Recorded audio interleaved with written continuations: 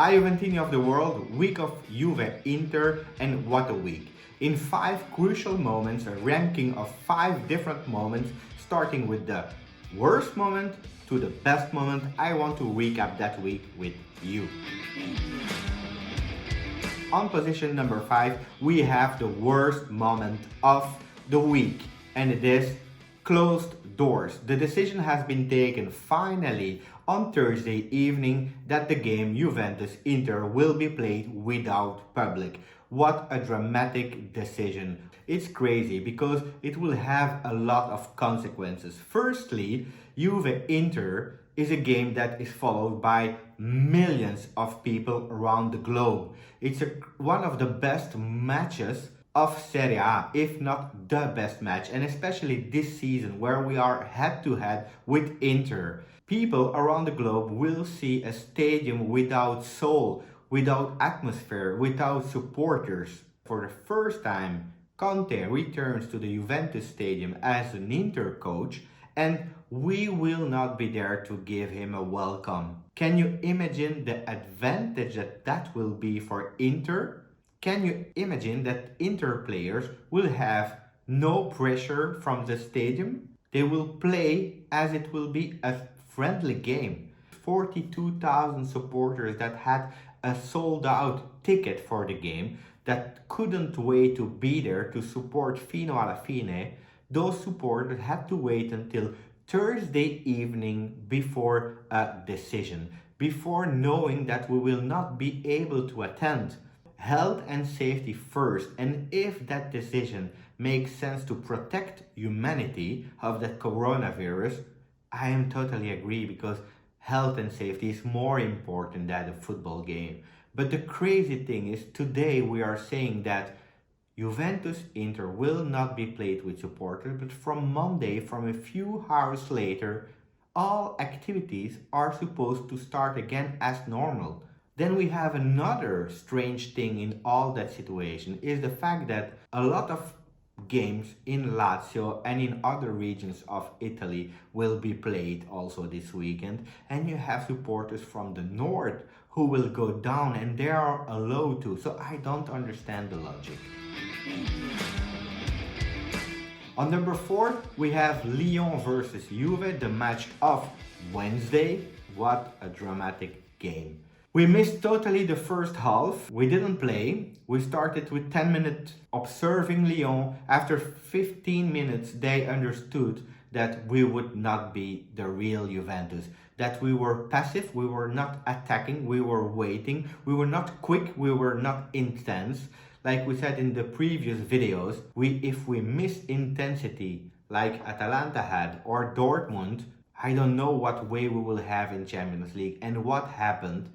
Exact what I said. We missed intensity. They started, they dominated us. First half, they had a header really near to do 1-0. We didn't even wake up at that moment. And what happened? 1-0. When De Ligt was out, is that an excuse? No, absolutely not. We were really bad. What happened next? Second half, we started again.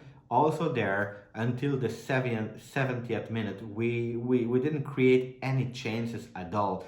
We didn't woke up. And then we started with a tactical change where Pjanic was subbed. So a big question was Pjanic ready to play the game because he came from an injury? Was he really ready? Yes or no? We don't know, but the facts were on the field that he didn't look ready at all. For me, you know my vision about football is Pjanic and Dybala. They cannot play together, and we really saw it because with Pjanic going out of the field, we had Bentancur taking his position, and you had more freedom, and that's where Dybala started to wake up, started to play, and not only Ronaldo was showing something in the game, but also the support of Dybala. We started playing, we accelerated actually only the 10 last minutes of the game. It was not enough.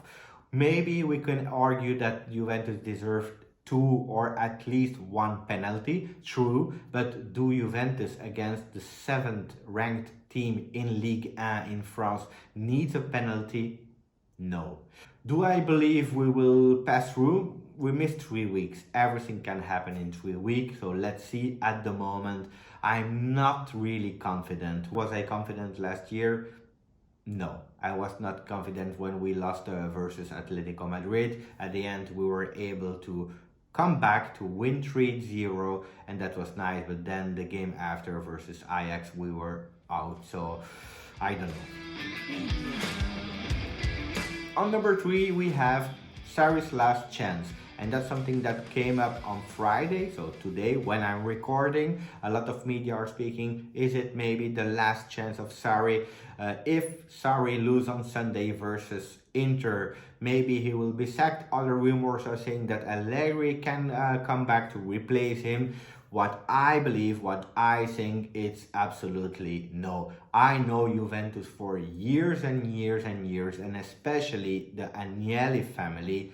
Agnelli family doesn't sack trainers in the middle of the season. The last time it happened with an Agnelli, it was in '69. Agnelli doesn't sack coaches in the middle of the season. You can argue that it happened a few seasons ago, yes, but it was with Cobolli, it was not with the Agnelli. So I don't believe in sacking him. I also don't believe that Allegri would be alternative to cover the end of the season. No, we will wait. The only thing that I'm curious of in last chance of Sarri is, yes, probably he will feel that extra pressure. So I'm asking myself, what will he do with Pjanic? Will he continue to play him there, even if we all saw it as a fact that Pjanic was not in shape, he was not playing well, he was not accelerating the game, and accelerating the game is something that Sarri is really asking for his vision, for his football, and Pjanic didn't convinced at all, not us, and I believe not him. So that's a big question mark. And then another one, De Ligt. In a lot of possible lineups, we saw that Bonucci and Chiellini would start up versus Inter. Is that a smart choice? Do we want to change really De Ligt after all his performances? For me, no. For me, De Ligt has to play. Especially, I love the Capitano, I love Chiellini, but versus Spalli was not ready. We saw it in the 60 minutes he played. Will he be ready versus Inter? In that game, I don't know. Other ones are arguing, is Bonucci the one that needs a bit of rest? I prefer Bonucci resting than De Ligt, to be honest. But if I had to choose, I prefer to see Bonucci and De Ligt because they played all the season. We need to give Chiellini, Giorgio, the captain, a bit more time. Number 2, really quickly, was a special case on Tuesday where on Twitter and on social network we saw that after receiving the red card in Napoli-Barcelona, we saw that Vidal might have said Forza Juve. Did he really say it, yes or not? Let's see and let's discover it in that video. Forza Juve! E Napoli adesso può giocarsi. And on number 1, the best moment of the week so far is De Ligt, seeing him injured the same way as Chiellini.